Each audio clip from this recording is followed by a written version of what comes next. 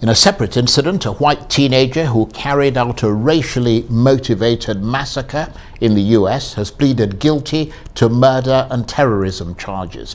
Peyton Gendron shot dead 10 people at a supermarket in the city of Buffalo in May. He drove more than 300 kilometers to target a mainly black neighborhood. Gendron's plea means he'll be sentenced to life in prison without parole. All his victims were black and ranged from 32 to 86. Gendron is still facing federal charges that carry the death penalty. Well, for more on all these stories out of America, we can now speak to Arise U.S. correspondent Eric Ham, who joins me live from Washington. Good to see you. Eric, just remind us of what happened, first of all, with that Buffalo shooter 6 months ago, in which 10 people were killed, all of them black. Yeah, that's right. That was just one of the many mass shootings that took place in the United States this year. And Charles, we know that already there have been more than 600 mass shootings. In this particular incident, we know of this individual who drove more than 200 miles from his home to this neighborhood in Buffalo, New York. Buffalo is about 200 miles away from Manhattan, New York. And this individual targeted not only this community, but he targeted this particular business establishment, because he knew this was a place where a largely African-American population actually did their shopping. And so we know that in this instance, we know that he killed 10 people. One of those people that he killed was an armed guard, a retired police officer who attempted to try to stop the shooter on that fateful day. And now we know that he has pled guilty and will be serving the rest of his life in prison. But he also is facing federal charges as well, where we know those charges could, in fact, carry the death penalty. Yes, and that's an important reminder, those federal charges. I understand there's 27 of them, and they do carry the death penalty. He's pleaded not guilty to those charges, but of course it remains to be seen, Eric, whether federal prosecutors will seek the death penalty or pursue life in prison if he's found guilty.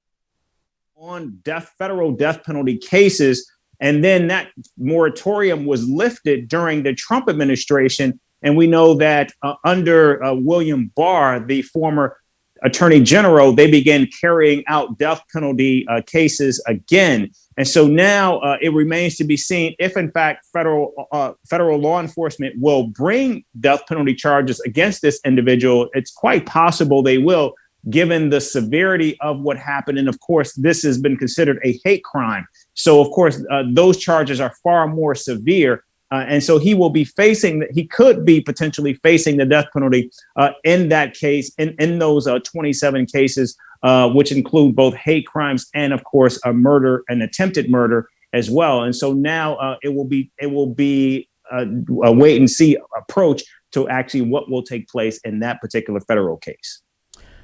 And on the state level, Eric, I understand that this is the first time that someone's been charged under a state law for domestic terrorism motivated by hate. Yeah, that's right. This was actually a law that was implemented by the state of New York to try to combat not only the mass shootings, but the severity of rising hate crimes all across the country. And so we saw in New York State, they implemented this new law as a form of a shield. Look, right now, Charles, we know that the Anti-Defamation League has already charted that there have been more than 4,800 known cases or incidents of hate crime or hate crimes or attempted hate crimes. In fact, that is a record amount of cases already on the record, and we're still not out of this year. And so, Charles, this is something that the state of New York implemented to try to thwart these ongoing crimes that we see continuing to take place. In addition to that, of course, we know that the federal government is also looking at trying to codify into language lessening of these types of crimes, or making it a crime to discriminate against race, gender, or sexual orientation. In fact, we know that right now in the U.S. Senate, they are trying to move legislation that would actually codify interracial marriage as well as same-sex marriage in the United States. And so we're seeing all of these efforts attempt to try to move through the legislative system, both at the state and federal level, as a result of what we're now seeing, which is a rise in hate crimes. Many say or believe that it stemmed from the rise of Donald Trump and a greater push for more white nationalism that continues to course through the country. So a significant moment potentially in U.S. legal history. Well, let's turn to neighboring Connecticut, Eric. 5 police officers have been charged after a black man, Randy Cox, was partially paralyzed in the back of a police van. Tell us what happened. Yeah, and actually, this is actually shades of Freddie Gray. And of course, Freddie Gray was a man who was actually in the back of a police van in Baltimore, Maryland. And he also sustained injuries that actually led to his death. And we saw a number of protests and demonstrations. Those officers were eventually charged, but they were found not guilty in that case. And so in this incident, we see that this individual was in the back of a police van, and we're told that the driver of the van actually hit his brakes to avoid a collision, which led to this young man hitting his head and becoming paralyzed from the chest down. While in the back of that van, we are told that he complained that he could not move and that he was in pain.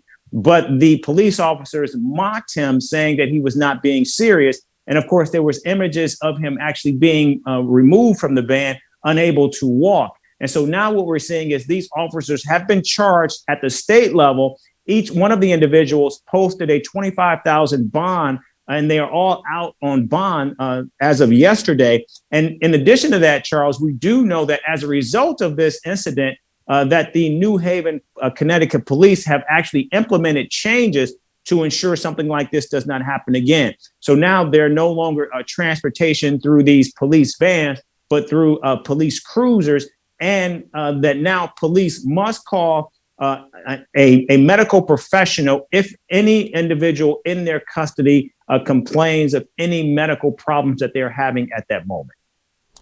Eric, thanks very much indeed. Eric Ham, Arise US correspondent, talking to me there from Washington.